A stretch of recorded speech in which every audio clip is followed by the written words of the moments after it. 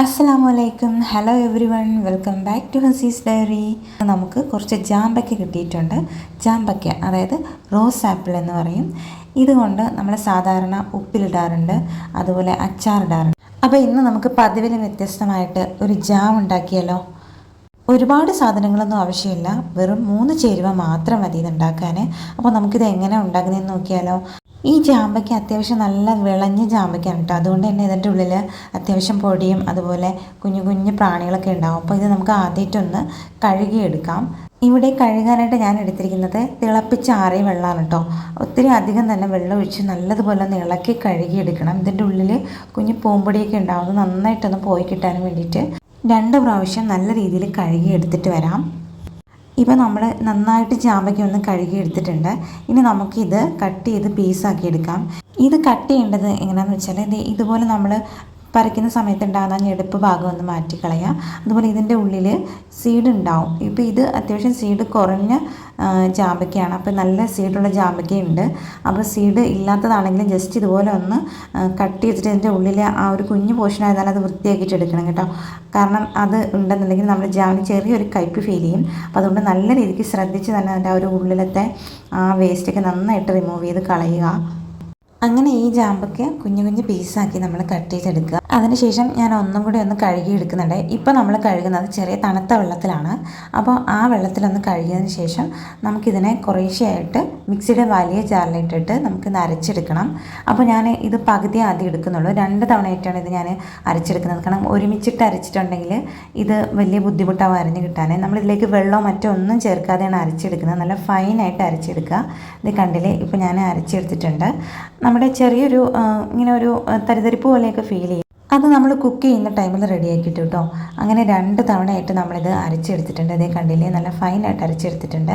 അപ്പോൾ ഇനി ഇത് നമുക്ക് കുക്ക് ചെയ്യാനായിട്ട് തുടങ്ങാം. അപ്പോൾ അതിന് വേണ്ടിയിട്ട് നമ്മൾ ആദ്യം ഒരു ചൂട് കട്ടിയുള്ള നോൺ സ്റ്റിക്ക് പാനോ എന്തെങ്കിലും അടുപ്പിലേക്ക് വെക്കുക. എന്നിട്ട് ഫ്ലെയിം ഓൺ ആക്കിയതിന് ശേഷം 2 കപ്പ് പഞ്ചസാരയാണ് ഞാനിവിടെ എടുത്തേക്കുന്നത്. പഞ്ചസാര ഇതിലേക്ക് ഇട്ടതിന് ശേഷം നമ്മൾ ഇതിലേക്ക് അരച്ച് മാറ്റി വെച്ചിരിക്കുന്ന ആ ഒരു ജാമ്പയ്ക്ക ഉണ്ടല്ലോ, വെള്ളം ഒട്ടും ചേർക്കാതെയാണ് നമ്മൾ അരച്ചത്. അത്യാവശ്യം കട്ടിക്ക് തന്നെ ഇരിക്കണം. ആ ഒരു ജാമ്പയ്ക്ക ഇതിലേക്ക് ഇട്ട് കൊടുത്ത് ജസ്റ്റ് ഒന്ന് തിളയ്ക്കുന്നത് വരെ വെയിറ്റ് ചെയ്യുക. നമ്മളിത് ഇളക്കാൻ പാടില്ല. ഫസ്റ്റ് ഹൈ ഫ്ലെയിമിൽ നമ്മുടെ ഒരു പഞ്ചസാര ഒന്ന് മെൽറ്റായി വന്ന് ഒരു സൈഡൊക്കെ ഒന്ന് ഇങ്ങനെ കളർ ചേഞ്ചായി ഇങ്ങനെ തിള വരില്ലേ, ആ ഒരു ടൈമിൽ ഇതുപോലെ ജസ്റ്റ് ഒന്ന് ഇളക്കി കൊടുക്കുക ആദ്യം. അപ്പോൾ ഇതിങ്ങനെ മെല്ലെ ഇളക്കി കൊടുക്കുക. ഇപ്പോൾ നമ്മുടെ ഫ്ലെയിം ഹൈ ഫ്ലെയിമിലാട്ടോ ഇരിക്കുന്നത്. ഇത് നമുക്കിനി പഞ്ചസാര ഒന്ന് മെൽറ്റായിട്ട് കിട്ടേണ്ടതുണ്ട്. അതിന് വേണ്ടിയിട്ടാണ് നമ്മൾ ഹൈ ഫ്ലെയിമിലിട്ട് ഇതൊന്ന് ഇളക്കി കൊടുക്കുന്നത്. ഏകദേശം ഒരു 10-15 സെക്കൻഡൊക്കെ കഴിയുമ്പോൾ നമ്മുടെ പഞ്ചസാര എല്ലാം മെൽറ്റായതിന് ശേഷം ഇത് നന്നായിട്ട് ലൂസായിട്ട് തുടങ്ങും. ഇത് കണ്ടില്ലേ, ഇപ്പോൾ സൈഡിൽ നിന്നൊക്കെ കളറൊക്കെ ഒന്ന് ചേഞ്ചായി ഒന്ന് ലൂസായിട്ട് തുടങ്ങും. ഇപ്പോഴും നമ്മൾ ഹൈ ഫ്ലെയിമിൽ തന്നെ വെച്ചിരിക്കുക നല്ല രീതിക്ക്. എന്നിട്ട് നന്നായിട്ടൊന്ന് ഇളക്കി കൊടുക്കണം. അപ്പോൾ ഇളക്കി വരുമ്പോൾ നന്നായിട്ട് കുറുകി വരുന്നതായിട്ട് നമുക്ക് ഫീൽ ചെയ്യും. ഏകദേശം ഒരു 20 സെക്കൻഡൊക്കെ കഴിഞ്ഞപ്പോൾ കണ്ടില്ലേ, നമ്മുടെ ആ ഒരു ചാമ്പയ്ക്കയുടെ ആ ഒരു കട്ടയായിട്ട് കിടുന്നില്ലേ, ആ ഭാഗം ഇങ്ങനെ തെളിഞ്ഞ് വരും. അത് നമ്മൾ നന്നായിട്ടൊന്ന് മിക്സ് ചെയ്ത് കൊടുക്കുക കേട്ടോ. പഞ്ചസാരയുമായിട്ട് നല്ല രീതിക്ക് അത് മിക്സ് ആവുകയോളം ഇതുപോലെ ഒന്ന് ഇളക്കി കൊടുക്കുക. ഞാനിവിടെ എടുത്തിരിക്കുന്ന ആ ഒരു ചാമ്പയ്ക്കയ്ക്ക് അധികം മധുരം കുറവായിരുന്നു. അപ്പോൾ അതുകൊണ്ടാണ് ഞാനിവിടെ 2 കപ്പ് പഞ്ചസാര എടുത്തത് കേട്ടോ. അപ്പോൾ നിങ്ങൾ എടുക്കുന്ന ചാമ്പയ്ക്കയുടെ മധുരത്തിനനുസരിച്ച് ഈ ഒരു പഞ്ചസാരയുടെ അളവിൽ വ്യത്യാസം വന്നേക്കാം. ഇത് കണ്ടില്ലേ, ഇപ്പോൾ നന്നായിട്ട് കുറുകി നമ്മുടെ ആ ഒരു ഇതിങ്ങനെ തിളച്ച് വരുമ്പോൾ ഇങ്ങനെ തെറിച്ച് തുടങ്ങും. ഇത് കണ്ടില്ലേ, ഇപ്പോൾ നന്നായിട്ട് കുറുകി വരുന്നുണ്ട്. ഈ ഒരു സമയത്ത് നമ്മൾ ലോ ഫ്ലെയിമിലാക്കി വെച്ച് നല്ല രീതിക്ക് ഒന്ന് ഇളക്കി ഏകദേശം ഒരു 5-6 മിനിറ്റ് ഈ ഒരു തെറിക്കുന്ന കൺസിസ്റ്റൻസിയിൽ നമ്മൾ ഇളക്കിക്കൊണ്ടേ ഇരിക്കുക. സ്പൂൺ എടുക്കുമ്പോൾ അത്യാവശ്യം നീളമുള്ള സ്പൂൺ എടുക്കുക കേട്ടോ. അപ്പോൾ നമ്മുടെ ഈ നോൺ സ്റ്റിക്ക് പാനിലൊക്കെ ആകുമ്പോൾ അടിക്കൊന്നും പിടിക്കാതെ നല്ല രീതിക്ക് ആയി കിട്ടും. ഇത് കണ്ടില്ലേ, ഇപ്പോൾ അത്യാവശ്യം കുറുകി നല്ല കട്ടിയായിട്ട് വരുന്നുണ്ട്. ഇനി കുറച്ച് സമയം കൂടെ ആകുമ്പോൾ നമ്മുടെ ജാം റെഡിയായി കിട്ടും. ഇത് കണ്ടില്ലേ, ഇപ്പോൾ നമ്മുടെ ജാം ഏകദേശം റെഡി ആയിട്ടുണ്ട്. ഇനി നമുക്കിതിലേക്ക് വേണ്ടത് ഏകദേശം ഒരു 1/2 ടീസ്പൂണ് നാരങ്ങനീരാണ്. നമ്മുടെ ഈ ഒരു ഷുഗർ ക്രിസ്റ്റലൈസ് ആവാതിരിക്കാനും അതുപോലെ ബാക്ടീരിയ ഒക്കെ കൺട്രോൾ ചെയ്യാൻ വേണ്ടിയിട്ടാണ് നമ്മൾ ഈ ഒരു നാരങ്ങനീര് ഒഴിക്കുന്നത് കേട്ടോ. അപ്പോൾ ചെറിയൊരു പുളിരസം നമുക്ക് ഇതിനെ ഫീൽ ചെയ്യും. അത്യാവശ്യം പുളി ഉണ്ടാവുമല്ലോ ജാമിന്, ചെറുതായിട്ട് മതിയാവും, അധികം ഒന്നും ഒഴിക്കേണ്ട. 1/2 ടീസ്പൂൺ ഒഴിച്ച് കൊടുത്ത് നമുക്കിത് നന്നായിട്ടൊന്ന് ഇളക്കി നമുക്ക് ഫ്ലെയിം ഓഫ് ചെയ്യാം. ഇപ്പോൾ നമ്മുടെ ഈ ജാം ഈ ഒരു കൺസിസ്റ്റൻസിയിലായിരിക്കും കേട്ടോ. ഇനി ഇത് നന്നായിട്ട് തണുത്ത് വരുമ്പോൾ കുറച്ചുകൂടി കുറുകി വരും. ഏകദേശം ഒരു 1/2 മണിക്കൂർ കഴിഞ്ഞ് നന്നായിട്ട് ഇത് തണുത്ത് കിട്ടിയിട്ടുണ്ട്.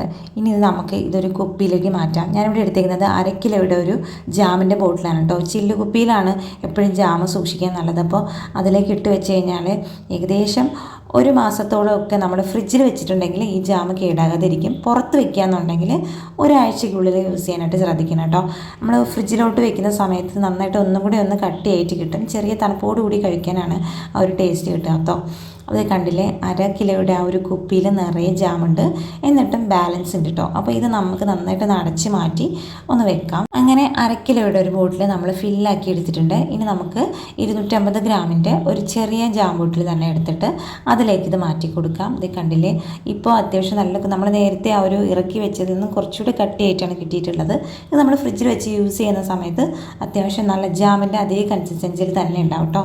അപ്പോൾ ഇത് നമുക്ക് നന്നായിട്ട് അടച്ച് വെക്കുക. അതുപോലെ ഇത് നമ്മൾ ശ്രദ്ധിക്കേണ്ട ഒരു കാര്യം എന്താണെന്ന് വെച്ചാൽ, നമ്മൾ ജാം എടുക്കുന്ന സ്പൂണ് നനവില്ലാതെയും, അതുപോലെ ഈ കുപ്പി നമ്മൾ നനവില്ലാത്ത കുപ്പി വേണം നമ്മൾ ജാം സ്റ്റോർ ചെയ്യാൻ വേണ്ടിയിട്ട് എടുക്കാൻ. അപ്പോൾ നല്ല ജാമാണ്, എല്ലാവരും ഒന്ന് ട്രൈ ചെയ്ത് നോക്കുക. കുറച്ചധികം ജാമ്പയ്ക്കൊക്കെ കിട്ടുന്ന സമയത്ത് ഇതൊന്ന് ട്രൈ ചെയ്യണം കേട്ടോ. നല്ല ടേസ്റ്റാണ്. അതുപോലെ ഇതിൻ്റെ സ്പെഷ്യാലിറ്റി എന്താണെന്ന് വെച്ചാൽ, നമ്മൾ ഇതിലേക്ക് പ്രിസർവേറ്റീവ്സ് യാതൊന്നും ചേർക്കുന്നില്ല. നമ്മുടെ ജാമിന് വേണ്ടിയിട്ട് ജാമ്പയ്ക്ക, പഞ്ചസാര, അതുപോലെ വളരെ കുറച്ച് മാത്രം നാരങ്ങാനീര്, ഇത്രയും ചേർത്താണ് നമ്മളിത് ഉണ്ടാക്കിയെടുത്തിരിക്കുന്നത്. അപ്പോൾ നമ്മൾ ജാമ്പയ്ക്ക കൊണ്ടുണ്ടാക്കിയ ഈ ഒരു ജാമിൻ്റെ റെസിപ്പി ഇഷ്ടമായിട്ടുണ്ടെങ്കിൽ, നിങ്ങൾക്ക് ഹെൽപ്ഫുൾ ആണെന്ന് തോന്നിയിട്ടുണ്ടെങ്കിൽ മറ്റുള്ളവർക്കും കൂടി ഒന്ന് ഷെയർ ചെയ്ത് കൊടുക്കുക. അതുപോലെ നമ്മുടെ ചാനലൊന്ന് സബ്സ്ക്രൈബ് ചെയ്ത് സപ്പോർട്ട് ചെയ്യുക. വീണ്ടും നല്ലൊരു വീഡിയോ ആയിട്ട് കാണാം. അതുവരേക്കും ടേക്ക് കെയർ, ബൈ ബൈ, അസ്സലാമു അലൈക്കും.